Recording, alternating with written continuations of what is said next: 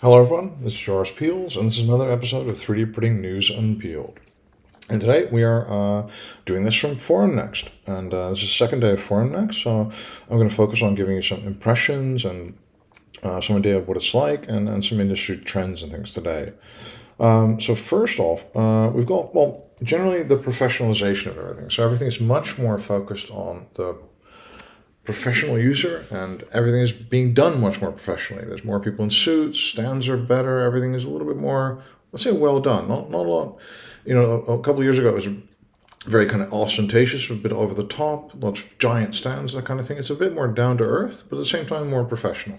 So even like Creality, a company that focuses on the desktop, is talking about its 2,000 units, talking about the Creality ecosystem, it's talking about reliability. And it's making a much more kind of pro user thing. So generally the theme is, I think, professionalization. It's a busy event. It's filled with industry people. There's some students and stuff like that, but there's very few of them, and there's very few people that don't know anything about additive or that you have to explain very basic things to. So a lot of knowledgeable conversations, a lot of people that know what they're doing.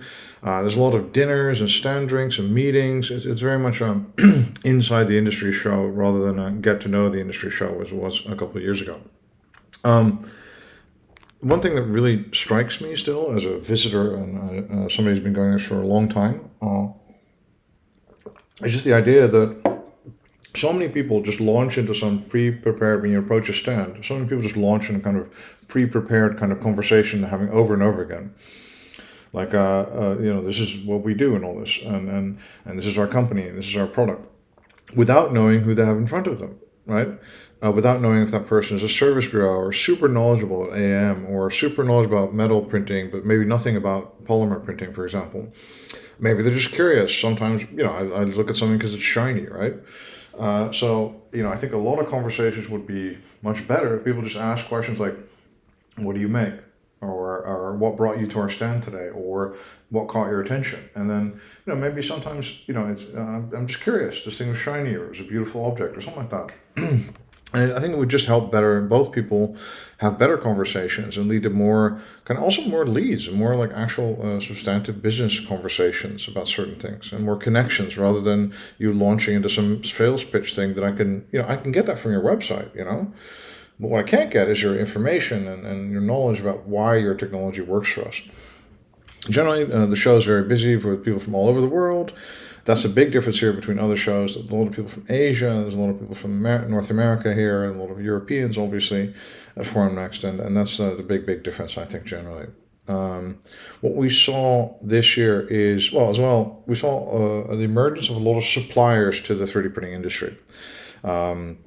So we had this before, but there's many more post-processing companies. The post-processing companies have many more staff. They have many more staff at the event, and the stands are bigger. This is a company, Inert, for example, that makes like glove boxes and gas management stuff. There's a lot of companies like that. Companies making like packaging for powder bed fusion materials, like the little plastic containers for the powder. People making valves and oxygen sensors and melt pool sensors and all sorts of stuff. So we're seeing beyond an ecosystem emerges beyond just OEMs that make the machines, people that make software, and people do services. We're seeing companies that sell to us, like there were companies there that made drop cameras for people researching binder jet, right? So you could look at the drops and study the impact. There were really specialized equipment, and also equipment that a lot of people could use. So I think also consultants to the industry, consultants in material development and implementation, quality management, all sorts of stuff. So the ecosystem is maturing. I think we can conclude from that. Actually, there were some new technologies like this, or new, companies that really kind of like are doing new things, right? There were companies that Jail was there, which is an e-beam machine. There was lots of e-beam actually, like in addition to Jail, which is a Japanese company that did e-beam. There's New Beam that was there, and quite a presence as well. And the other e-beam companies were there as well. So e-beam is also really doing really well. And there's some technologies. There's a New Zealand company like Foundry Lab, which is a new but kind of sintering-based way to achieve metal printing. So there was a smattering of new stuff as well. And there was also quite a few nice little startups also. Another thing that was a trend is generally large to medium format printing.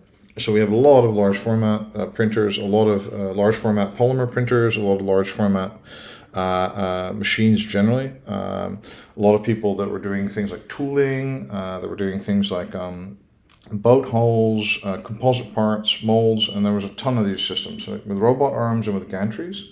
And there was a lot of these vendors. So both on polymer, large format, there was a lot. And there's also many, many new DED WAAM vendors that are making robot arms with like welding equipment attached to it to print parts in WAAM and DED.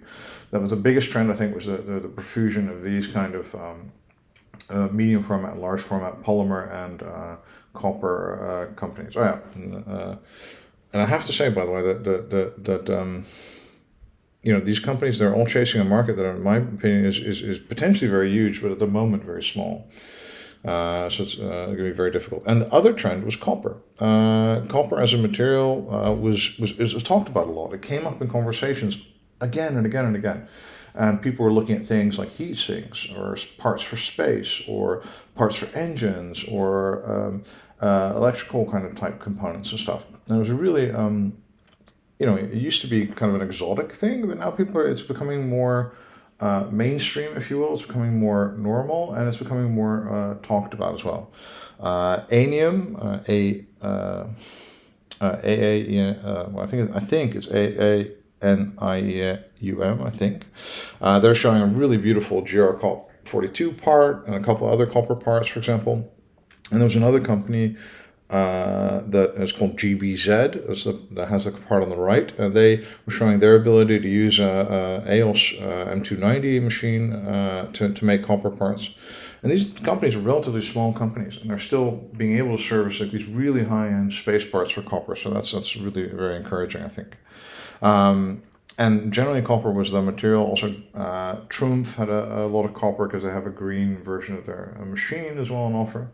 So copper was really a very, very exciting material. Of all the materials, it was one that I was having the most conversation about, at least. Anyway, so thank you so much. I'm going to go enjoy a new Formnext day.